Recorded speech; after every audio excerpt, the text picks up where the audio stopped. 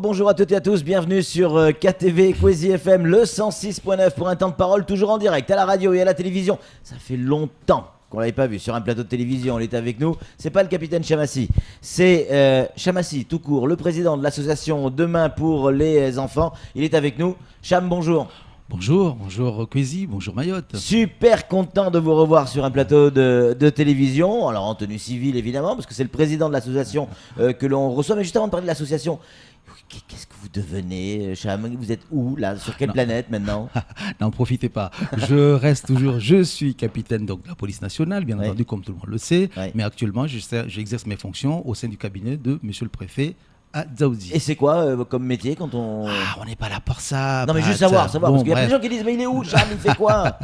Donc je travaille au niveau de la prévention de la délinquance surtout, je sillonne un petit peu l'île, je suis un peu partout, je fais un travail je dirais même de profondeur qui est formidable parce que je découvre ce que je ne savais pas d'ailleurs, parce que j'étais à Mamoudzou, j'exerçais que sur la commune de Mamoudzou. Aujourd'hui c'est une compétence départementale, ce qui me permet d'aller un peu plus loin en profondeur dans les différentes communes, je sais ce qui se passe aujourd'hui, voilà, clairement, parce que je suis sur le terrain avec les différentes communes. Super, on aura certainement l'occasion d'en reparler, mais cette fois-ci en tenue. Mais pour l'heure, vous n'êtes pas là pour ça. On est là pour parler de l'association Demain pour les enfants et notamment de l'école du civisme, l'école Frédéric Dachery, qui a eu un an il n'y a pas très longtemps.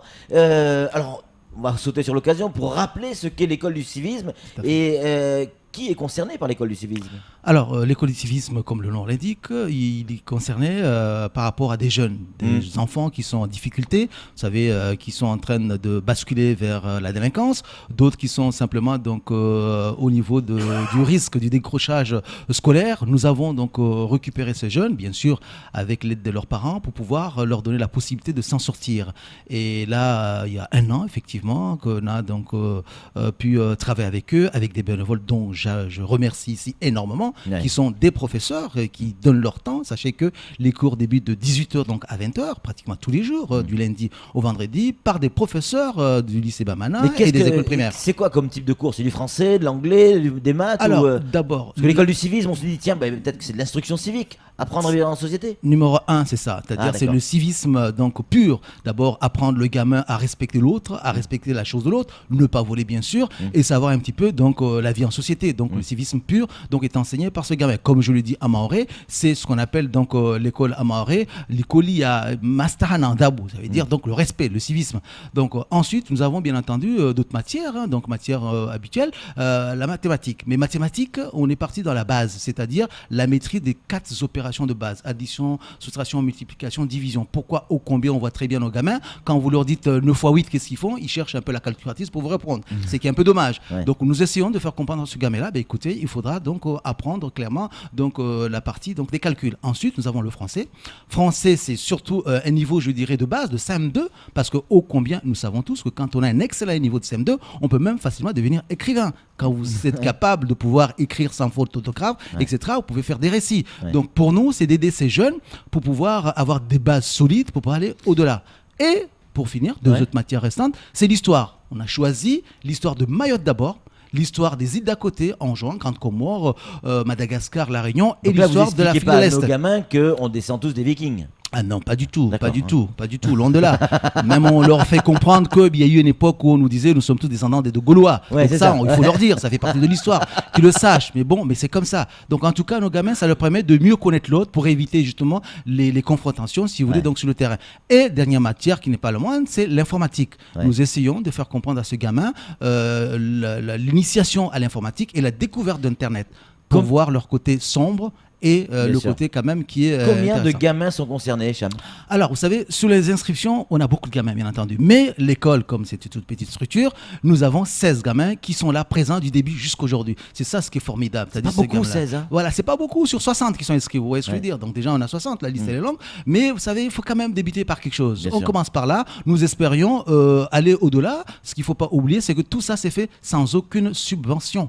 Vous avez posé la question. Voilà. L'info, c'est des dons. Vous voyez, ça veut dire qu'à Mayotte, nous avons des gens de bonne volonté, des gens qui aiment Mayotte, comme je le dis souvent, qu'écoutez, le Mahorais, c'est celui, quelles que soient ses origines, quel que soit son lieu donc, de naissance, qui apprécie Mayotte, qui aime Mayotte, c'est un Mahorais. Donc nous avons des chefs d'entreprise, nous avons des citoyens lambda, nous avons, je le dis ici, y compris vous contribuez avec vos confrères dans le cas de la publicité, dans le cas d'autres qui passent. Donc tout ça fait que nous avons des gens qui sont prêts à nous aider pour faire fonctionner, en attendant bien sûr que le jour où on aura des subventions pour pouvoir donc être beaucoup plus à l'aise. Mais aujourd'hui, on a des ordinateurs, on a des tables, des chaises toutes neuves. Les ordinateurs, bien sûr, viennent d'où? Je tiens à le souligner ici, viennent des services de l'équipement. Étonnant. Parce que l'équipement, la DEAL, volé à l'équipement. Pas du tout, viennent de l'équipement, ont été offerts en don pour dire que, ô combien, dans des services d'administration, vous savez très bien, ils ont donc des ordinateurs qui sont, si vous voulez, ils appellent ça le terme reformés par an. Ces mêmes ordinateurs, on peut l'utiliser ailleurs. Et c'est l'idée qu'on a eue. Nous sommes adressés donc à l'équipement, comment on pourrait s'adresser ailleurs.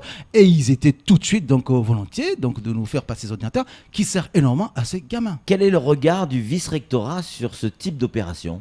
Alors, je ne vous cache pas, on l'a invité, il était donc notre invité d'honneur le 28 par rapport donc à ce bilan, et que j'ai été ému, pas que moi, y compris les autres, par rapport donc à la manière déjà donc qu'il a prononcé elle-même donc son discours et le soutien qu'il nous a offert. Vous voyez, aujourd'hui, nous aurons la possibilité, par exemple, je ne dirais pas qu'il va payer donc le bénévole, mais les textes le permettent, dans ce cas-là, bien sûr, il est dans le cadre donc légal, les textes le permettent, on pourra indemniser nos bénévoles. Ça veut dire que c'est une sorte d'encouragement. Au moins, ça permettra un petit peu de payer leur essence qui se déplace. Vous savez, nous avons des bénévoles quand même qui viennent carrément de Dembéni. Vous vous rendez compte, Dembéni, et qui viennent à la convalescence le soir. Bien sûr. Tous les jours. C'est étonnant. Donc, ça veut dire quelque part, nous avons quand même encore à Mayotte de l'espoir et on peut faire quelque chose. Comme je le disais à un moment donné, nous sommes un petit peu une petite association, mais avec l'esprit de la légende de Colibri. C'est quoi la légende Colibri?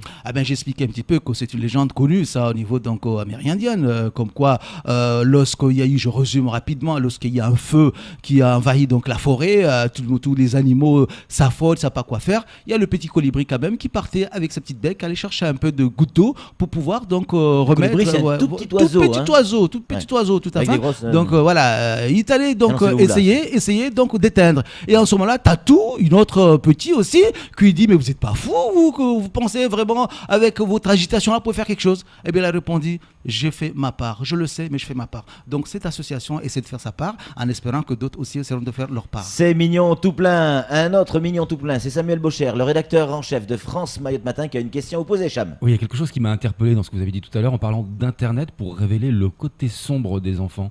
Pourquoi ? Tout à fait, parce que ô combien, je vous dis, nous savons très bien que l'Internet, c'est un outil formidable. On apprend énormément des choses, mais il y a aussi le côté sombre, parce qu'il y a le côté où les gamins peuvent facilement aller dans la violence, parce qu'il veut imiter, ça c'est ce que j'appelle le côté sombre. Le gamin peut aller également, désolé de le dire le mot aussi, dans des films porno. Donc nous essayons de le faire comprendre. Vous savez, quand on a montré l'exemple, comment on fabrique donc un film, en montrant que souvent, ce sont des effets spéciaux, souvent, ce sont en fait des trucages, mais les gamins, ils n'en revenaient pas. Quand on voit une personne qui tombe sur 4-5 étages pour s'abattre par terre, on croit vraiment que c'est la réalité. Et quand on explique le gamin et qu'il voit comment ça se fait, qu'à un moment donné, il y a une file qui est effacée par donc, la magie donc, de la technologie, et puis ça apparaît comme si c'est du réel. Mais les gamins étaient là donc, complètement donc, étonnés de comprendre. Aujourd'hui, on leur fait comprendre. Vous voyez le coup de couteau que vous voyez donc planté sur votre collègue, faites gaffe, ne le faites pas, c'est pas la réalité que vous voyez sur la télé. Et ça, c'est formidable. Ça permet au gamin quand même de comprendre que effectivement, il y a des choses qui sont mises en scène qui n'ont rien à voir avec la réalité pour éviter surtout d'aller vers la délinquance. Cham, qu'est-ce que vous attendez de cette association pour les années, les mois, voire les semaines qui viennent? Vous avez besoin de quoi aujourd'hui pour aller plus loin? Qu'est-ce que ceux qui nous entendent, ceux qui nous regardent, nous, qu'est-ce qu'on peut faire pour aider cette association? D'abord, pour commencer, que notre objectif, c'est de faire en sorte qu'on puisse mettre en place ces écoles du civisme dans d'autres secteurs. Parce que vous savez, il n'y a pas que le secteur où il est aujourd'hui, qui est concerné par donc, la prévention de la délinquance. Parce que l'objectif ici, c'est très clair, c'est un investissement à long terme, prévention de la délinquance. Vous savez, si aujourd'hui on est arrivé donc, aux coupures de route, malheureusement, c'est pas quelque chose qui s'est fait pas comme ça en un clin d'œil, mais c'était quand même le fait que ce sont les mêmes gamins. Hier, on parlait donc des mineurs, qu'on n'a pas fait grand-chose, et qu'au finalement, on se trouve avec des altitudes coupures de route. Demain, demain, si on fait rien du tout, je ne vous cache pas, désolé, on aura des terroristes. Hein. Je me pèse mes mots. On peut en arriver là. Donc, pour nous, l'objectif, c'est quoi? C'est de faire en sorte qu'on puisse, dans les différents quartiers, pour ne pas parler de communes, qu'on puisse installer ce genre d'école de civisme. Parce que ça ne coûte pas grand-chose, j'explique. Comme madame la directrice, enfin la vice-recteur plutôt, donc a bien voulu donc accepter déjà cela en disant comme quoi elle est prête à ce que les écoles puissent nous être ouvertes pour qu'on installe ces écoles. Nous, l'objectif, c'est quoi? C'est d'avoir donc une classe. Qu'on sait très bien qu'à cette heure-là, les classes, on en a. Pratiquement toutes les écoles de Mayotte, il y a quand même l'électricité, il y a les lumières, on peut les faire fonctionner et ça permet de récupérer ces gamins qui traînent au niveau de la voie publique à ces heures-là, qui font des choses pas forcément catholiques, les remettre dans une école que j'appelle l'école du civisme, Frédéric Dachery, pour le changer les idées. Ensuite, nous demandons bien sûr à toute personne de bonne volonté, de bien vouloir, donc se rapprocher de nous pour nous donner un coup de main. Nous sommes prêts donc aux critiques, nous sommes prêts aux observations. L'idée simplement ici, c'est que si nous arrivons à sauver un seul jeune, qu'un seul jeune qui réussit, nous disons, ça veut dire quelque part, c'est 4-5 victimes qu'on aurait évité d'être agressés sur la voie publique. Vous parlez de critiques, il y en a.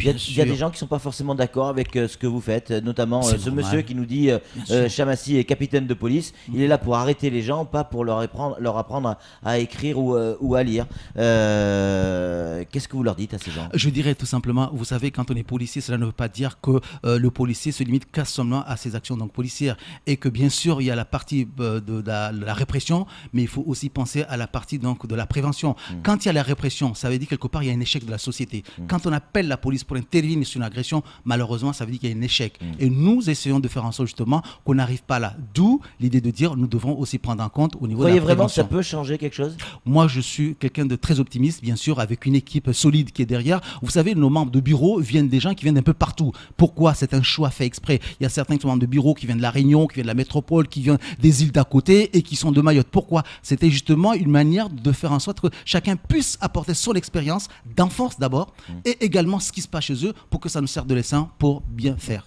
Samuel Bocher, pour conclure. Qui sauve une vie, sauve le monde, comme dit l'adage. Avez-vous déjà eu le sentiment d'avoir sauvé des jeunes et quel est le regard que vous portez sur l'évolution de ces jeunes depuis un an?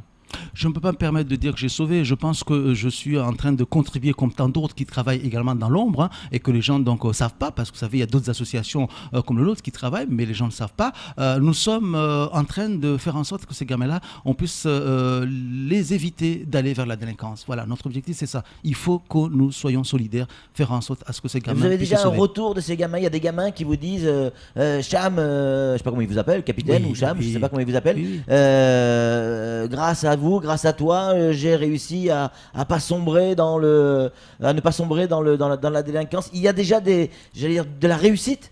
Oui, mais vous savez, tout ça, ce n'est qu'un début. C'est pour ça que je souhaiterais que ça soit encouragé, qu'on puisse aller de l'avant. Bien sûr, je prends un exemple que j'étais ému lorsqu'on a mis en place donc, cette partie de bilan, que j'ai été contacté par un des responsables qui suit un jeune. Il y a un jeune qui est suivi dans une école spécialisée pour des troubles de comportement et qui nous dit que ce jeune a complètement changé du fait qu'il est dans l'école du civisme. Ce même jeune qui a été interviewé par vous, qui s'est parfaitement exprimé au point où un des surveillants m'a appelé pour me dire mais... Il m'a dit carrément son nom, mais je n'ai pas reconnu. Voilà, notre gars qui était au départ complètement perturbé, etc., mais posé, qui a pu s'exprimer. Ça fait plaisir. Et c'est ça ce qu'on a tous besoin, c'est de voir ces gamins-là réussir. Je pense que Mayotte, si nous arrivons à faire en sorte que nous vivons en sécurité, Mayotte est un paradis. Allez, juste pour conclure, pour terminer, une phrase, un mot que vous avez envie de dire effectivement à ces personnes qui pourraient vous aider. Je dirais d'abord, le mot que je dirais, ce sont les parents. Les parents doivent prendre leurs responsabilités. L'État n'enfante pas. Ce sont les parents qui enfantent. Donc, ils doivent d'abord s'occuper de leurs enfants avant de demander de l'aide des associations et de la collectivité et de l'État. Pour pouvoir faire réussir nos enfants, il faut les occuper. Chamassi, merci beaucoup d'être venu sur ce plateau. Je rappelle, vous êtes là en tant que président de l'association Demain pour les enfants. Un numéro de téléphone où on peut donner un coup de main, faire un don, même 2 euros, 10 euros. Bien sûr, même un centime. Un numéro de téléphone. Numéro de téléphone 09 03 60. 09 03 60, donc tout le monde connaît. 0639. Voilà, 0639 09 03 60. On nous appelle et on fera en sorte de recevoir ce petit don. Quel que soit le don, je dis bien, même si la personne vient juste nous donner une idée en plus ou nous critiquer, il est 09 03 60. Merci beaucoup d'être venu sur ce plateau. C'est tout pour ce temps de parole. Tout de suite, la suite de nos programmes.